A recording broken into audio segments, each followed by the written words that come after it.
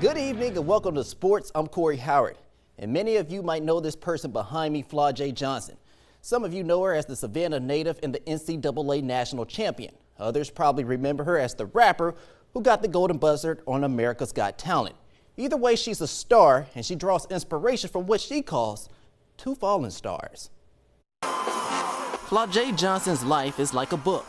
And with the turn of each page, the story just keeps getting better. From rock bottom, I cry, you know what I'm saying? But I do it in the shower, I do it somewhere that, they don't see me. To the very top. She's captured every moment gracefully. And she now shares with me her life story and how she balances being a rapper and an NCAA champion, with her two biggest influences no longer around. Was this always a dream to be a basketball player as well as a rap star? Not really. I really was always trying to be a rapper. A dream that started in her family before she was even born. Flau'jae's father, Jason Johnson, grew up rapping in the 80s. He went by the name Camouflage. He was a very nice person. He was a loving person. He was compassionate. In the late 90s to early 2000s, Camouflage's music career took off. He signed to Universal and seemed to be on an upward trajectory until May 19th of 2003. When Camouflage got shot and killed. Flau'jae, if you could see your father, what will you tell him right now?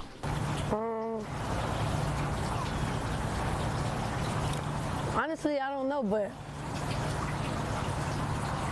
so really, I just want to represent him in a positive manner. You know what I'm saying? I don't know what I would say to him, but that's what I'm trying to accomplish on his behalf. At the time of Camouflage's murder, Kia was pregnant with Flau'jae. God wouldn't have given this to somebody who couldn't handle it. So I felt like this was a task that God had given to me.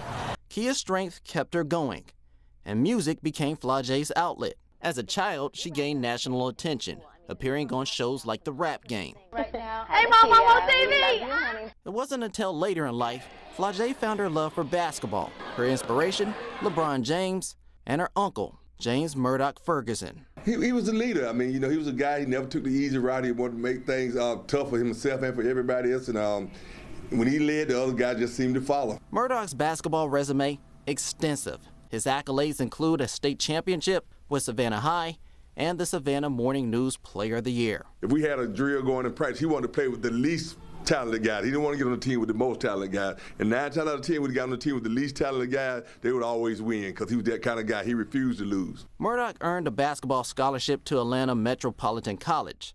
But when school didn't work out, Murdoch came home. And January 2nd, 2007, his life would be cut short. Smitty, Murdoch, Terrio. They all passed? Yep.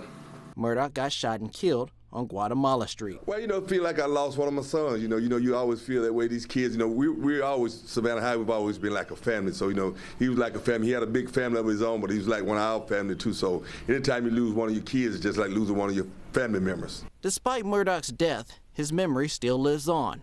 A larger part of it is because of his niece, Flau'jae, wearing the same number her uncle used to wear. It's just it's crazy. I'm just good at basketball and rapping. It's like I'm living out both dreams at the same time, you know what I mean? So that's just for the fallen angels. And the night of the national championship game, both of those dreams came to the forefront. They just played my song while I'm holding the national championship trophy. Quit playing with me, man. And was the cherry on top of the sundae when they played your song? Yeah, that was the cherry on top. It was both my worlds coming together, but when we won it, it was dang, we really did it. They doubted us, they didn't think we could do it, and we really did it. And against all odds, Flau'jae keeps finding a way. And as LSU lifted the national championship trophy, people celebrated all throughout Savannah. I felt like I started her off, or we all started her off, and she just blossomed. And she didn't only blossom as an athlete or a rapper, but also as a person. I'm on the right path, and I know I'm not perfect, and I'm still growing, but just trying to be that example. An example of paying it forward. In July, Johnson made a $10,000 donation to the Frank Callan Boys and Girls Club, the same place where her hoop dream started. She also spoke to inmates at the Chatham County Jail before their release. And she hosted a back-to-school bash where she gave away thousands of dollars in school supplies, clothes, shoes, and prizes. being able for her to come back to the city and throw an event like this, it means a lot to the city for her to just be able to show how to give back to the community. And her big heart doesn't go unnoticed. This summer, she became the youngest recipient of the Legacy Award at the 50th Annual Georgia's Legislative Black Caucus Conference. Savannah residents also came out to her welcome home parade. But probably the biggest of them all, the state named an intersection after her. So maybe this helps you understand the person under the jersey or the rapper behind the mic. Either way, these are the reasons many consider her a hometown hero and why the 912 will always cheer for the Big Four. Reporting in Savannah, Corey Howard. And Flau'jae's father's homicide was never solved. And if he were still alive today would be his 42nd birthday. That's a look at sports. We'll have more news right after the break.